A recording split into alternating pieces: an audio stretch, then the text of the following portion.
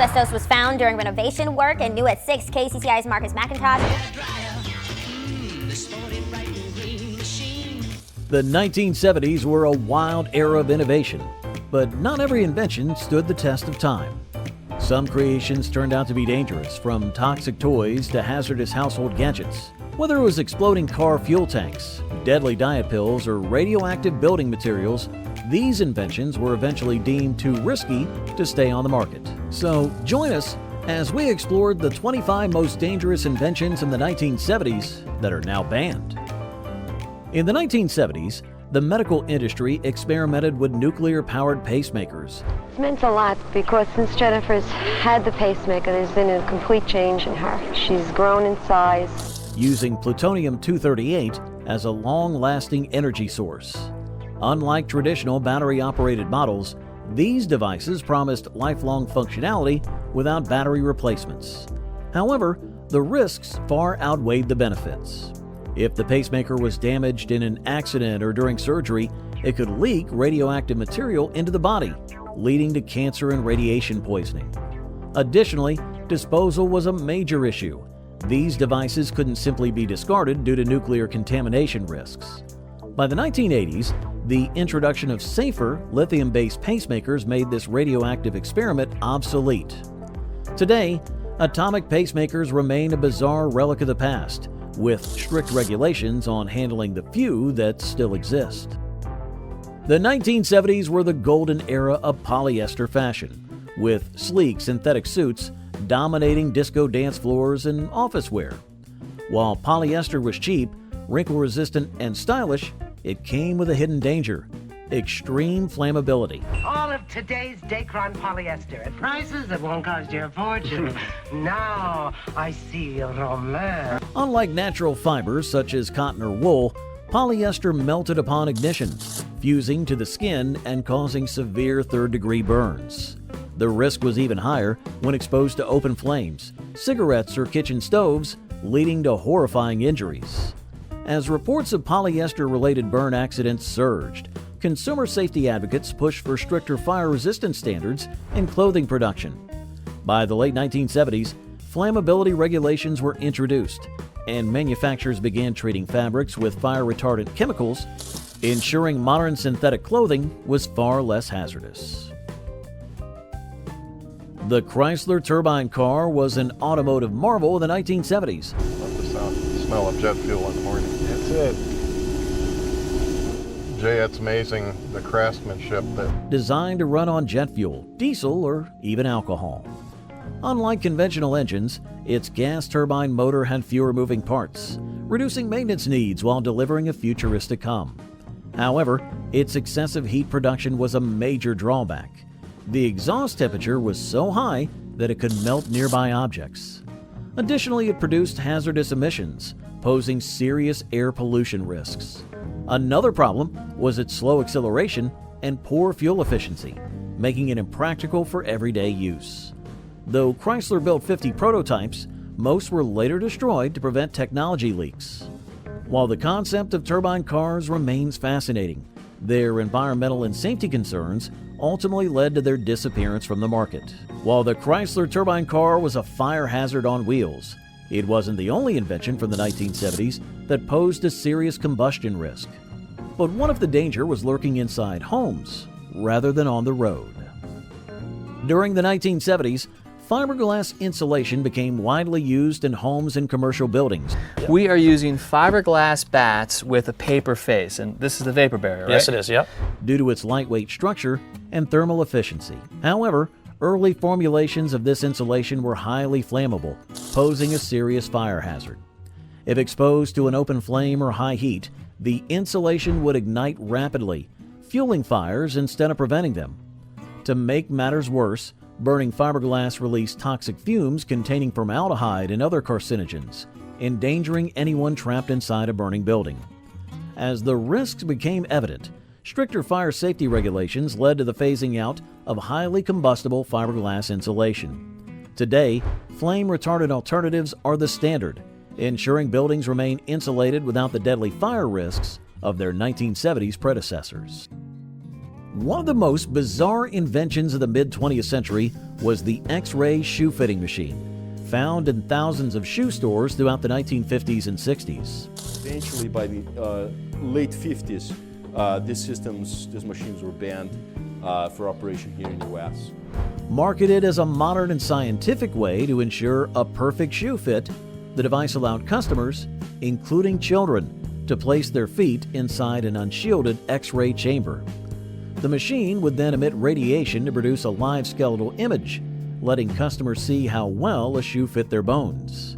However, prolonged and repeated exposure to ionizing radiation significantly increased the risk of skin damage, cancer, and genetic mutations. With mounting health concerns and lawsuits, these machines were phased out in the late 1970s, and strict regulations were placed on public radiation exposure. The dangers of unchecked radiation in retail stores raised serious health concerns, but exposure to toxic substances wasn't limited to shoe shopping. What if a common, everyday necessity silently poisoned millions through the air that they breathed? For much of the 20th century, leaded gasoline was hailed as a revolutionary fuel additive. Be closed automatically, so don't manually push it hard for more gas because that won't be good for your car. Improving engine performance and reducing knocking in car engines. However, by the 1970s, scientists discovered that lead emissions from vehicle exhaust were poisoning the air with devastating consequences. Neurological studies linked lead exposure to brain damage, lower IQ, and behavioral disorders, particularly in children. Long-term exposure also contributed to cardiovascular disease, kidney damage, and reproductive issues. Despite strong opposition from the oil industry, environmental regulations gradually banned leaded gasoline in most countries by the 1980s. Today, unleaded fuel is the global standard, but the lingering effects of lead pollution from past decades remain a significant public health concern. During the 1970s, asbestos, once considered a miracle material for its heat resistance and durability, was unknowingly exposing people to deadly health risks.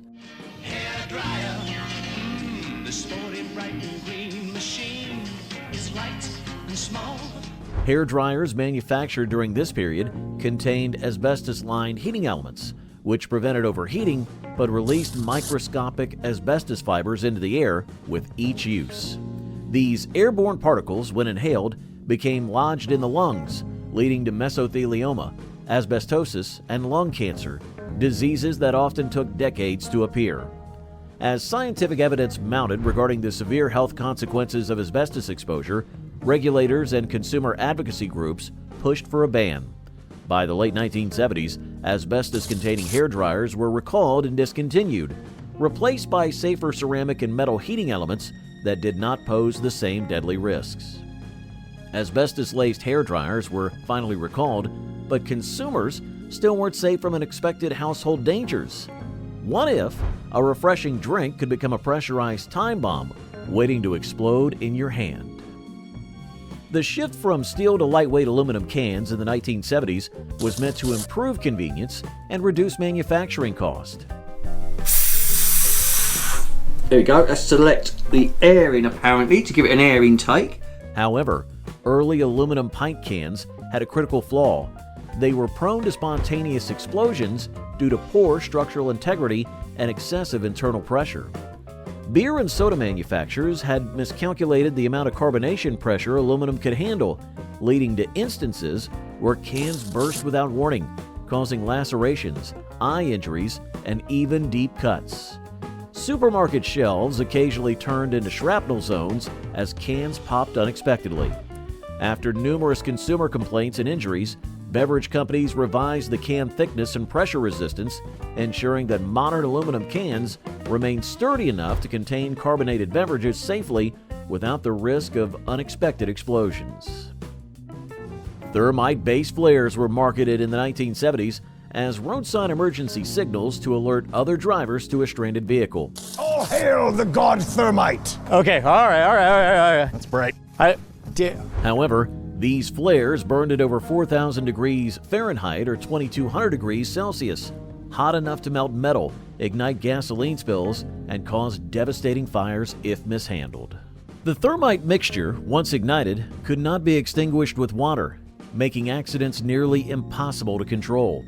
Additionally, the intense heat posed a severe burn risk if handled incorrectly. Reports of vehicles catching fire due to misplaced flares and concerns over civilian misuse led to their eventual phase-out. Today, LED emergency lights and electronic distress signals have largely replaced thermite-based flares, providing a safer, fire-free alternative for roadside emergencies. For decades, radium-infused self-luminous watches were prized for their glowing dials, allowing users to read the time in total darkness. Where many unfortunately died as a result of negligent instructions being provided, which led to ingesting of the material. These timepieces contained radium-226, a radioactive element that emitted a continuous glow without requiring an external light source. However, the true danger lay in the wearers and the factory workers who painted the dials by hand. To achieve fine brushstrokes, these workers, mostly young women, were instructed to lip point their brushes, unknowingly ingesting radium. Over time, they developed horrific radiation poisoning, including jaw necrosis, anemia, and cancer. The Radium Girl scandal led to public outcry, and by the 1970s, radium watches were phased out and replaced by safer phosphorescent materials. Radium watches showcased how something designed for convenience could have deadly consequences. But what happens when a game meant for fun turns into a lethal backyard weapon? Unlike the plastic-tipped versions made for children, adult lawn darts were designed as a serious backyard game. The mills, I need my keys back. I got to get home. But with deadly consequences. These oversized darts featured steel tips, making them lethal projectiles capable of puncturing skulls and causing fatal injuries. Originally intended for recreational use, these darts quickly became infamous for gruesome accidents, particularly at parties where alcohol-impaired judgment reigned. Emergency rooms began reporting skull fractures, brain injuries, and even deaths caused by errant throws. The dangers were undeniable. A single misstep could turn a friendly gathering into a tragedy. After multiple fatalities and widespread public outcry, lawn darts were banned outright in most countries by the early 1980s. Today, only modified blunt-ended versions remain on the market. Polychlorinated biphenyls, PCBs, were widely used as flame retardants in furniture, insulation, and electrical equipment, marketed as a fire prevention breakthrough. We can reduce PCBs in our environment and reduce PCBs in waterways all over. However, studies soon revealed their high toxicity, linking them to cancer, liver damage, reproductive issues, and immune system disorders. These chemicals didn't just stay in furniture, they leached into the environment, contaminating air, water, and even food supplies. People unknowingly inhaled PCB particles or absorbed them through skin contact, leading to long-term health hazards. With mounting scientific evidence and public outcry, PCBs were banned in 1979 under the U.S. Toxic Substances Control Act. However, their slow decomposition means traces of these dangerous chemicals still linger in older buildings, posing risks even decades after their prohibition. In the 1970s, candy cigarettes were a popular treat, mimicking the appearance of real cigarettes with sugar sticks, bubble gum, or chocolate wrapped in paper. Some even produced a puff of powdered sugar or cornstarch to resemble smoke, making them even more realistic. While seemingly harmless, these candies were criticized for glamorizing smoking and encouraging children to adopt the habit later in life. Studies suggested that kids who played with candy cigarettes were more likely to become smokers as adults, raising major public health concerns. As anti-smoking campaigns gained momentum, many countries and states banned candy cigarettes, while others restricted their sale. This marked a significant step in discouraging tobacco culture and reducing youth exposure to smoking influences. If candy could influence smoking habits, what kind of risk did fireworks containing toxic heavy metals pose? The 1970s saw widespread use of heavy metal fireworks, creating dazzling displays, but with hidden dangers.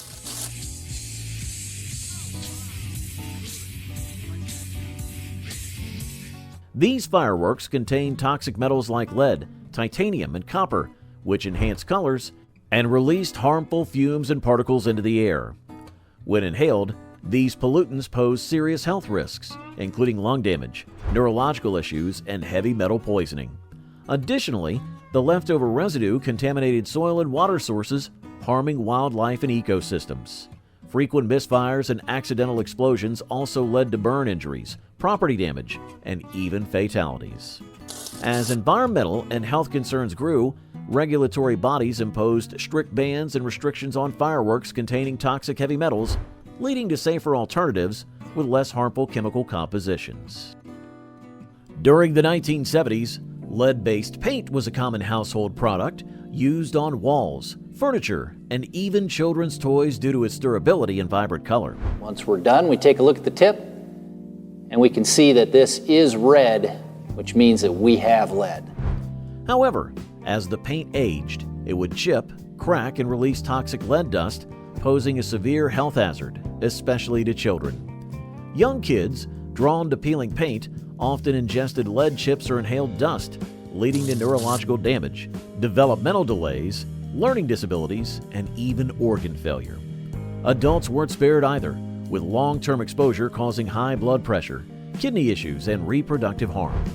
As scientific evidence mounted, governments banned lead-based paint in residential buildings and consumer products in 1978. Older homes still pose risks despite the ban, requiring careful removal and remediation. Asbestos insulation was widely used in homes, schools, and commercial buildings due to its fire-resistant and insulating properties. Immune system cells try and break down the asbestos fibers and become damaged and die.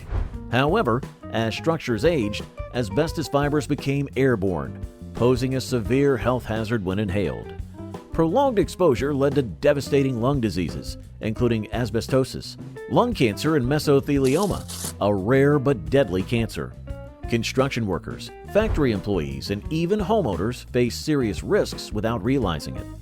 Unlike other toxins, asbestos-related illnesses could take decades to appear, making early detection difficult. As medical research confirmed its dangers, governments imposed strict bans and regulations, phasing out its use by the late 1970s. Despite being banned, asbestos still lingers in older buildings, requiring specialized removal to prevent further exposure risks. Hazardous materials in homes were one thing, but how did a prescription drug cause one of the history's biggest medical disasters? Originally developed as a sedative and treatment for morning sickness, thalidomide was widely prescribed to pregnant women in the 1970s. It was also difficult to recognize babies affected by the thalidomide disaster as one group of children suffering from the same condition. Marketed as a safe and effective remedy for nausea, the drug had devastating consequences. It interfered with fetal development, resulting in thousands of babies born with severe limb deformities, missing or shortened arms and legs, and other congenital disabilities. The tragedy unfolded globally, with families left to cope with the irreversible damage caused by a drug that had undergone insufficient testing. As the scale of the disaster became clear, governments swiftly banned thalidomide, triggering major reforms in drug testing and approval regulations. The catastrophe remains one of the most infamous examples of pharmaceutical negligence in modern medical history. Cyclamates were a widely used artificial sweetener found in diet sodas, candies, and processed foods, offering a calorie-free alternative to sugar. Cyclamates have at one time produced cancer in rats. Their future may still be very much in question. Initially praised for their ability to help with weight management and diabetes control, cyclamates soon became the center of a major health scare. Studies linked them to bladder cancer in lab rats, raising alarms about their potential carcinogenic effects in humans. As public concern grew, the U.S. Food and Drug Administration banned cyclamates in 1970, though some countries continued to allow their use. The controversy also led to stricter regulations on artificial sweeteners, prompting food manufacturers to seek safer alternatives like aspartame and saccharin. Despite ongoing debates, cyclamates remain banned in the U.S. today. Once hailed as a miracle pesticide, DDT was widely used in the 1970s to combat agricultural pests and mosquito-borne diseases like malaria. This newly discovered force has at long last gained the upper hand in our age-old struggle. However, scientific research soon revealed its catastrophic environmental and health consequences. DDT accumulated in the food chain, poisoning birds, fish, and other wildlife, leading to population declines in species like the bald eagle due to weakened eggshells. In humans, long-term exposure was linked to cancer, liver damage, and reproductive issues. Public outcry, fueled by Rachel Carson's book Silent Spring, led to an extensive review, and in 1972, the U.S. banned DDT. While some countries still use it for disease control, its lasting environmental impact remains a cautionary tale of unchecked chemical use in agriculture.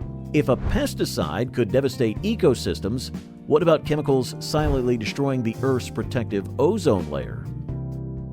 During the 1970s, chlorofluorocarbons, or CFCs, were widely used in aerosol sprays, refrigerants, and foam-blowing agents were praised for their stability and efficiency. That we see for the first time, chlorine levels are definitely going down, and ozone levels are responding to it. However, scientists later discovered that these chemicals had a devastating environmental impact. When released into the atmosphere, CFCs break down ozone molecules, creating a gaping hole in the ozone layer, Earth's natural shield against harmful ultraviolet radiation. This led to increased risks of skin cancer, cataracts, and global climate disruptions. The growing environmental crisis sparked worldwide action, leading to the 1987 Montreal Protocol, which phased out CFC production and use. Though now banned in most countries, the damage remains, and efforts to restore the ozone layer continue through global environmental policies and sustainable alternatives.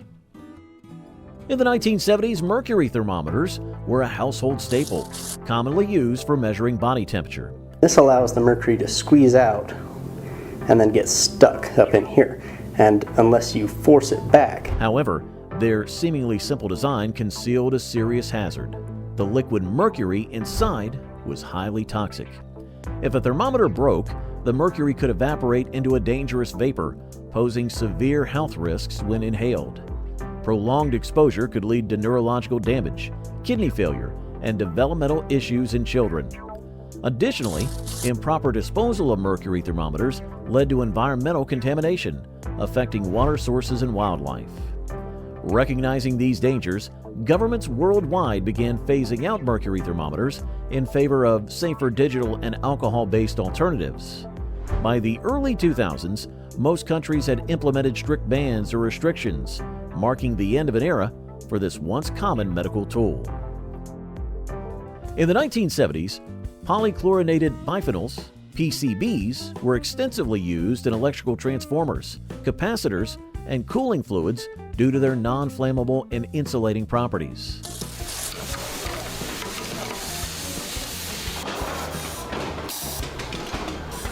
However, these chemicals were later identified as highly toxic and persistent environmental pollutants. PCBs accumulate in the food chain, contaminating soil, water, and wildlife, and posing serious health risks to humans. Exposure was linked to liver damage, immune system suppression, reproductive issues, and an increased risk of cancer. Since PCBs do not break down easily, they continue polluting ecosystems long after use.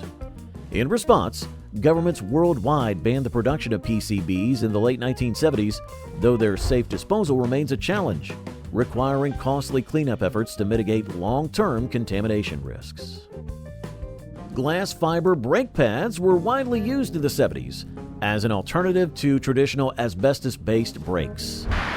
Mechanics who are exposed to an asbestos hazard when changing brake shoes may eliminate the hazard by using this special attachment with the asbestos vacuum cleaner. These microscopic fibers pose serious health risks, as prolonged exposure led to diseases such as asbestosis, lung cancer, and mesothelioma.